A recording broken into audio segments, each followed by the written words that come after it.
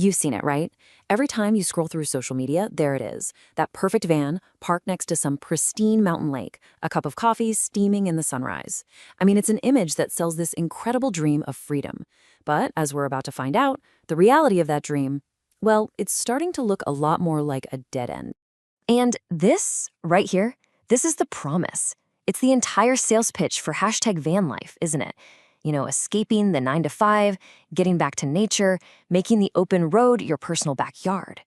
It's a really powerful vision of peace and independence that's got millions of people convinced it's the ultimate way to live. Okay, so that's the dream.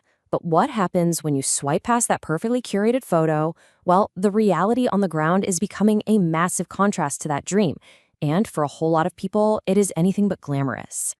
And, well, here you have it, laid out plain and simple. On the left, you've got the Instagram shot. On the right, yeah, that's the reality. A packed campsite, you're parked right next to a dumpster, and your neighbor is smoking ribs at 5 in the morning. This is the unglamorous truth of just trying to find a spot for the night. This quote just says it all, doesn't it?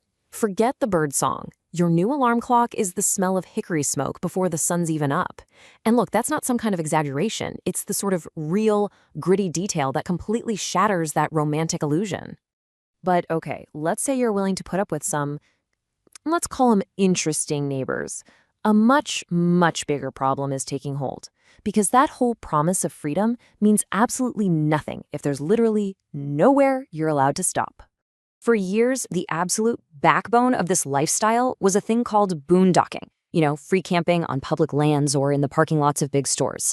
But those pillars are crumbling. The unofficial safe havens that used to welcome travelers are now actively pushing them out, and it's changing the entire game. I mean, just think about that for a second. The classic Walmart parking lot, once a reliable, if not exactly glamorous sanctuary for RVers, is now being described as a fortress.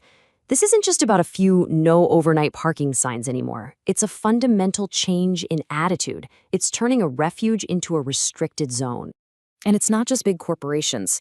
The most desirable spots, those beautiful coastal towns you actually dream of visiting, are having what some are calling an allergic reaction to RVs. They're passing strict new rules, beefing up patrols, and making it crystal clear that wheeled homes are no longer welcome overnight. They are effectively slamming the door on the very places people want to go.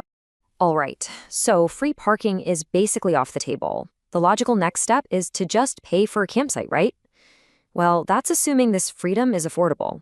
As we're about to see, the financial reality of this lifestyle can be just as brutal as finding a place to park. Just take a look at this number, $97. And no, that's not for some luxury resort with a pool. That's the price for one night at a basic campsite with a hookup. A week at that rate costs more than a month's rent in a lot of places. So how is this supposed to be an affordable alternative when the cost to just park is as much as a mortgage? And then, of course, there's the fuel. Your home is also your vehicle. And let's be honest, these things are not exactly fuel efficient. With gas prices being what they are, every single trip to a new spot feels less like an adventure and more like you're just running a donation campaign for the oil companies. The cost to just stay moving has become absolutely staggering. So let's put it all together here.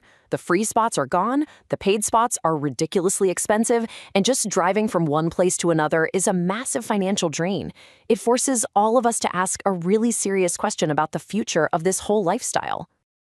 And this is really the heart of it. The two pillars of the entire RV dream, the freedom to park where you want and the financial freedom to travel, are both under attack. And when you take both of those away, what's really left?